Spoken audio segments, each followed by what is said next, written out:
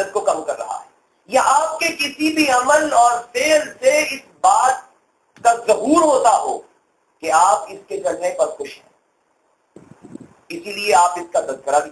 تو اب ایمان کو سمجھ لیں، اگر آپ نے اللہ کو جان لیا ہے تو یہ تو ہے کہ آپ کے علم ہے، جیسے آج کل بے شمار مسلمان ہیں کہ لکھا جاتا ہے وہ مسلمان ہیں، سوال کیا جائے تو جیسے آپ بتا سکیں کہ بلب کس نے ایجاد کیا آپ بتا دیتے ہیں، لیکن ہر وقت یہ بات گرد زبان نہیں ہوتی کہ بلب فلاں نے ایجاد کیا فلاں نے ایجاد کیا۔ آپ کو پوچھا جائے آپ کون، آپ کہتے ہیں میں مسلمان ہوں۔ پوچھا جائے آپ کا رب کون ہے، آپ کہتے ہیں اللہ ہے۔ پوچھا جائے آپ کا نبی کون ہے، آپ کہتے ہیں رسول۔ اگر نہ پوچھا جائے رب کون ہے، نہ پوچھا جائے رسول کون ہے، تو آپ خود نہ زبان اس بات کا ورد کرے نہ کسی اور عمل سے یہ ظاہر ہو، تو اس کا معنی ہے کہ آپ صرف جانتے ہیں اور عمل نہیں کرتے، مانتے نہیں ہیں۔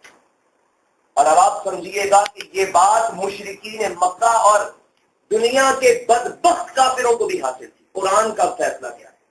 سورہ بقرہ کی آیت نمبر 146 ہے، الذین آتیناہم الکتاب یعرفونہ کما یعرفون ابناءہم۔ یہ اہل کتاب یہود و نصارہ نبی کی حقانیت کو، اس کے سچے پیغمبر ہونے کو اس طرح ہی جانتے ہیں جس طرح ان کو یہ پتا ہے کہ یہ میری اولاد ہے۔ آگے آ جائیں، وَجَحَدُوا بِهَا وَاسْتَيْقَنَتْهَا أَنفُسُهُمْ ظُلْمًا وَعُلُوًّا، سورہ نمل ہے۔